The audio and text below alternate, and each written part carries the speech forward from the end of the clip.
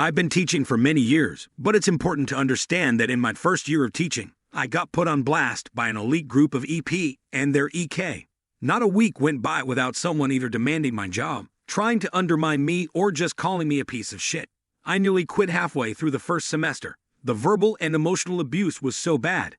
This was at a school in a tough area, so I was accused of racism constantly for asking kids to stop talking, was ripped into for giving failing grades for missing work, and even enforcing the rules in the student/parent handbook got me in hot water. My principal reprimanded me for being a negative influence on the school, and I told that I needed to let more rules slide because he was tired of hearing from parents. I would have parents just show up unannounced to sit in on my lessons, and then tell me I was a shitty educator, a bad human being, etc. I have plenty of horror stories from that school alone. But the point I want to make is that this experience defined the kind of teacher I became going forward to my next school. I needed to be that person who was untouchable, because I needed to focus on the one job that mattered: teaching kids. My next school was in a fairly affluent area. It wasn't uncommon for me to find out that my students' parents made millions, which brought its own unique set of problems. However, my new principal was super supportive of me, as long as I followed the school's handbook to the letter, because, by doing so, I was in line with the school's philosophy and protected by law. We seriously had parents filing frivolous lawsuits all the damn time. This school had long ago learned that caving to parent demands spilled blood in the water and brought the rest of the sharks in droves. My first year at this new school was successful for many reasons, but primarily because the school culture was easily adapted to. By planning ahead, I was able to head off 99% of all negative parents at the pass. The few times a parent tried to rip into me at conferences, I ripped back so hard that I developed a reputation amongst the kids and parents as someone you couldn't fuck with. Everything I did was in line with the rules, and any attempt to take me down got stonewalled by my principal, who would have to say Mr. Fighterjet is following school policy, so I'm afraid the ultimate decision is his. No joke, I had some parents in tears because their kid could no longer get an A in my class. I wasn't the teacher who wanted to destroy kids. I just wanted them to be accountable, and sometimes that meant letting them fail. Needless to say, this job became a lot of fun, because instead of waiting to be ambushed by parents, I could work on making my class fun for my students while still teaching them something. I made ironclad rules for the classroom that brooked little argument and would adapt the following year to make it harder for students or parents to ruin my day. I have many stories like this, but this is one of my favorites. The backstory. The year this happened, I taught a HS class with grades 9 to 12, that's 14 to 18-year-olds for you overseas guests. My class wasn't necessary to graduate, but did count as a core requirement. One of my beginning of the year rules was, I'd never want to hear, "When will we ever need this?" because you didn't have to sign up for this class. How I structure my class is that I try to make students accountable for their own actions. My class was built so that it had something to offer everybody. If you tried your best, you were guaranteed a C. If you worked really hard, you could get a B or an A. I would bust my ass to help a student with any reasonable request. The best example of this was a student was working hard on an assignment and said, "I think I understand it now, but can't turn it in on time."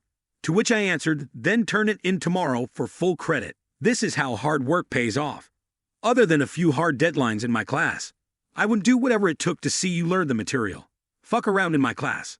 I have already found ways to run circles around the pathetic excuses you throw at your parents for your piss-poor performance. It sounds callous, but I was the teacher who had stayed for 90 minutes after school to help you catch up, to help fix your project for another class, or even to listen to you cry about your parents' divorce. If I caught you goofing in class instead of doing your work, my rule was that at least 70% of class time was intended for homework, quizzes, etc. I would warn you a couple times, email your parents, and then wait and see if they even gave a shit. If they didn't, I would let you keep digging that hole until you were hip deep in water and begging for a ladder. And then I would toss you a rope instead. You could still climb it if you tried hard enough, but a lot of kids would just cry until that hole caved in and buried them.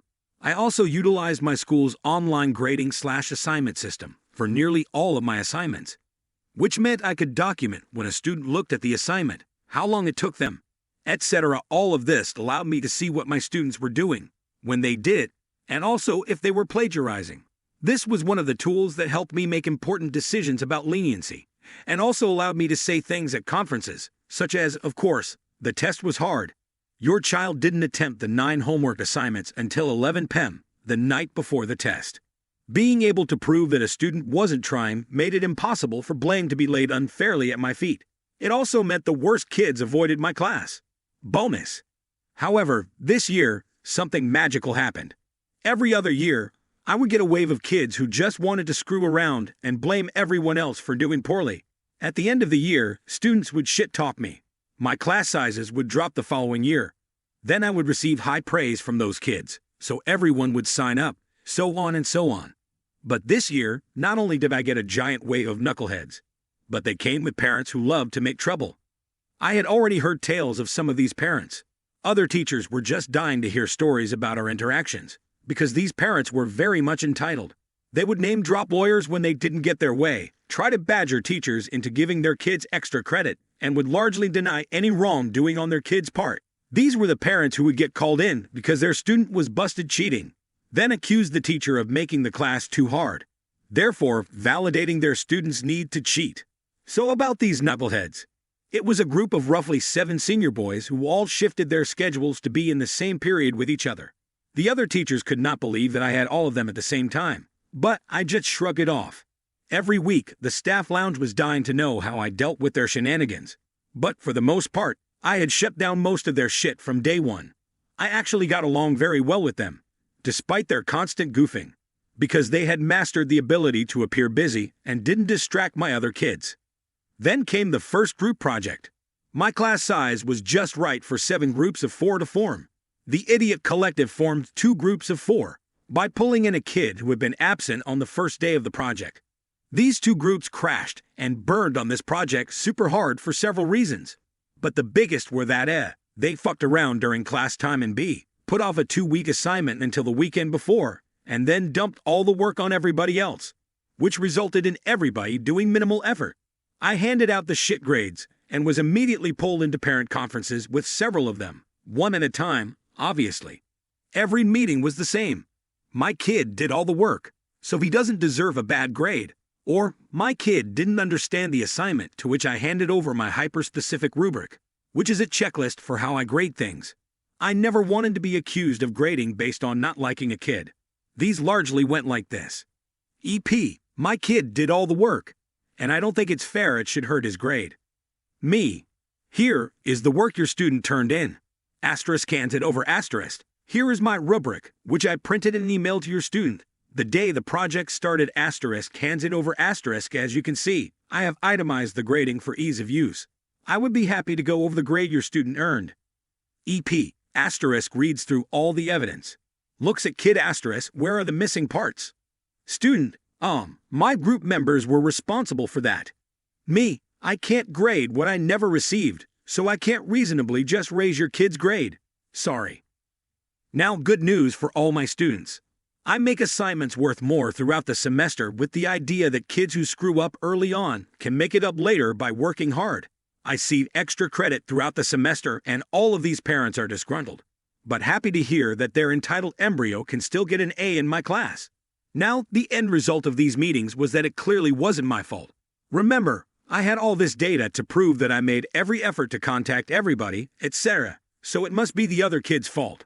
So these parents all decide that their perfect angel is no longer allowed to work with their previous group mates. Like a cancer, this failure of friends distributes through the rest of the class. Like the genius that I am, I make my students write a group contract for every project that details who does what and when it is due. Why is this important? Because the contract provides me the documentation necessary to allow me to dismiss a bad group member and give them a 0 without their parents shitting all over my day. So here is where the problem begins manifesting. These seniors begin bouncing from group to group like cancerous ping-pong balls, wreaking havoc. I let students choose their groups, so these seniors are desperately integrating with anybody that will have them. Because of my class side, every group has at least one coddled child to deal with. And these children just end up rotating until all of my students have worked with one of these seniors at some point. Now I am getting constant complaints from parents of other kids about these boys. Their kid wanted a good grade, which means they ended up doing all the work while the senior slacked. This is usually after the fact, at which time I bring up, I would love to yank that leech out of your grade pool, but you have to use the contract. Students don't want to say anything because they fear retribution from the seniors. But I can't do anything because I will be accused of harassment. The contract can provide me with the leverage I need to prove that these kids were doing no work, because these seniors have been playing their parents for years. I make my class utilize Google Docs because the changes are time-stamped. No joke, I've had students produce all the work the morning of a parent meeting to try and lie their way out and make me look like a piece of shit, but that time stamp is a godsend. Luckily, my class is balanced. A shitty group mate can make things hard, but not undoable, and parents are appeased that I have an out for their kid, but disappointed that their kid doesn't use it. Every time I announce a group project is on the way, some of these seniors sucker up to the other kids to the point that it is expected that a spot will be made for them. I'm talking buying kids lunch, bringing them gifts, etc. Seriously, the day before a group project starts, all of the seniors now sit at separate tables from each other so that they could pull the "I'm already here. Let's be in a group" card, which works most of the time. The strain on class morale is difficult, but I am biding my time. The other students are grabbing at extra credit opportunities constantly so that their grade can absorb the blow. And parent complaints are completely mitigated because I am still offering every chance for success. My principal has a copy of my syllabus in his computer so that he can quote student policies that the parents signed off on. Not uncommon for him to hear, "I don't read that shit, so it doesn't apply."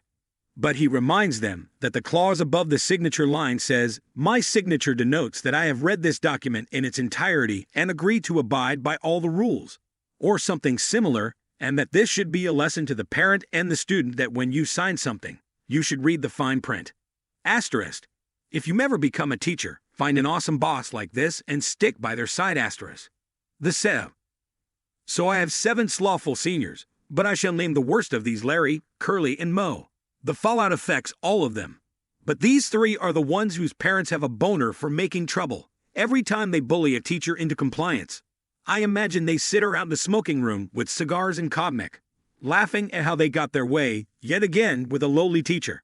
I know that anything I do will be heavily scrutinized once the grades start falling, and I need to be able to shrug it off because I have other shit to do, and I refuse to be the smiling topic of discussion in their celebratory circle jerk. However, a special note about Larry. Since he turned 18, his parents now travel non-stop and are impossible to reach. Larry is now just a huge douche because his parents no longer care about what he does. I closely monitor their grades in my class, but also in others. This may sound sketchy, but I routinely do this with any of my students who struggle with the material so that I can identify if the issue is my class or all of their classes. Students have been known fake their grades using Inspect Element, and I got tired of hearing, but they have A's in their other classes, because then I look like the piece of shit. Anyway, after a check, I speak with the other teachers. It isn't hard to find out that these boys are doing minimal work in other classes, and I actually discover that Larry has been finding ways to get other kids to do the work for him, and then disseminating it among his friends. Other teachers have been bullied into lowering test percentages in their class, and guess what? He and his friends are enrolled in these classes. Despite bombing these tests, HW and project grades give them a comfortable cushion, so that most of them are floating at low B's. I can't prove this. They are using Snapchat. But when I bring it up with their teachers, the teachers don't feel like trying to prove it and duke it out with the parents. Now they are gaming other classes for minimal effort.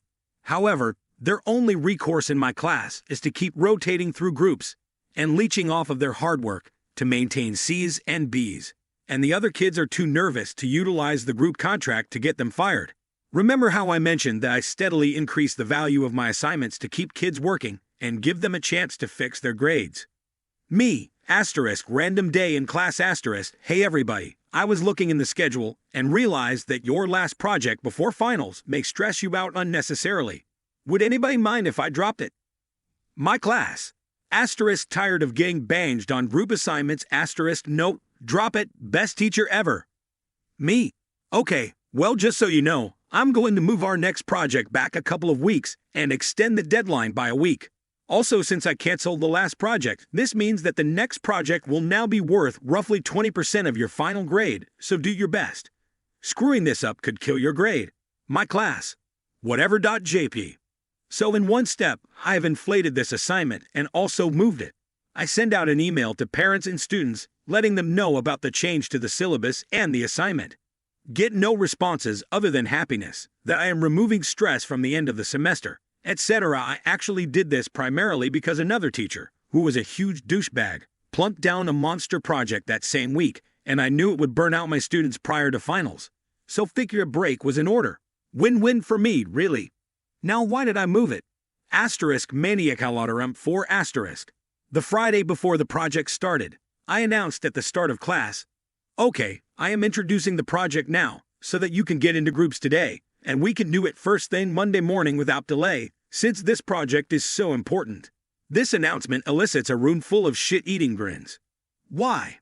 It was senior ditch day. Our school didn't condone a ditch day, so the kids tried their best to keep it a secret. But I found out a month in advance. All 7 of these kids were absent from class, which meant that I had just given the entire room freedom from these dead weights. Immediately, groups are formed, and even better, I had a couple kids transfer out of my class at semester, which meant, numbers-wise, these knuckleheads will have to work on this last group project together in 2 groups. I emphasize that everyone needed to get to class as soon as possible so that they could start as soon as attendance was called. My original intention was to light a giant fire under all 7 of these chumps, to get them to actually put in the effort they had neglected to do all year. Most of them had grades in the low C range, except for one in the low B is. As a bonus to all my students, I put an extra credit portion on this project so that they could recoup their early semester losses, but also allow these seniors to do very well if they put in the effort. This wasn't meant to be a revenge tale, but an attempt to give them one last lesson in responsibility. Before the end of the day, I send out a parent/student notification that the project had been started and that any absent students needed to contact their classmates to establish groups before Monday morning. This was important, as you'll see. I'm sure you can guess what happened next. Immediate fallout. The next Monday, the seniors come traipsing in seconds before the bell to discover that there are only 2 tables to sit at. Whatever, they take their seats. Me, asterisk after attendance, asterisk okay. Everybody has a copy of the rubric, so go ahead and get started. Rest of class, asterisk immediately pulls out rubric asterisk. Seniors, asterisk looking around frantically, asterisk. The seniors quickly realize that they have been played, and the arguing starts. First thing that happens is that Larry, Curly, and Mo decide that they now belong with whoever they happen to be sitting with and scoot their chairs over to sit with different tables. I catch this right away and tell them that the groups are already at maximum size. 4 people per group. The other 4 seniors are already fighting with each other because they know that none of them will actually do any work. Larry, who thinks he's God's